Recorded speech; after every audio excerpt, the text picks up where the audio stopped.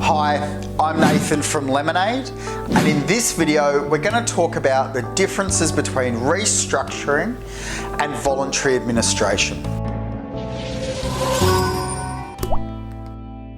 The difference between a restructure and a voluntary administration is that a voluntary administration is a formal process.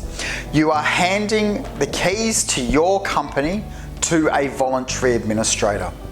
Now, the voluntary administrator does take on personal liabilities if they're going to trade on your business. So in the first 48 hours, a voluntary administrator is going to look at your business to see if at a skeleton crew, they would be able to trade your business profitably or not. If they're not able to trade your business profitably, they're most likely going to shut it down, because the voluntary administrator is not going to want to take on the personal liabilities for things like leases, suppliers, the ATO, for GST and those sorts of things. The next part that happens in a voluntary administration is that the voluntary administrator will call two meetings. The first meeting is to ratify their appointment by creditors, and creditors have the opportunity at that meeting to change the voluntary administrator if they so choose. It is very rare for that to occur. In my experience, I've seen it 1 out of 1,000 cases. At the second meeting, the voluntary administrator will convene the creditors again, and before that meeting is convened, they would have put out a report to creditors. Now, that report to creditors is pretty in-depth, it's pretty thick as well, and it determines everything that the voluntary administrator's staff have found in their investigations.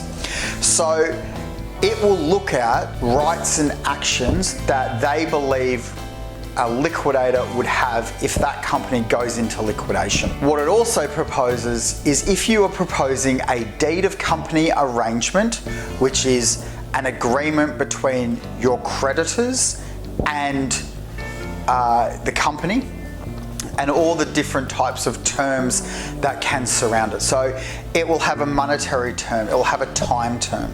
So for example, it might say that you will pay $10,000 a month starting in 2 months for the next 3 years. What the terms are can be very different, can be very varied, and it depends on the situation of the company at that time. So at that meeting of creditors, the creditors determine if they're going to accept your deed of company arrangement or not. And if they don't, they can put your company into liquidation. Now, what happens from there is up to the liquidator. So the liquidator may end up selling your business back to you from the liquidation and making some money that way. And again, that can happen in rare circumstances. So what you're effectively doing is handing the keys to your company to the voluntary administrator. And these are the things that happen in a voluntary administration.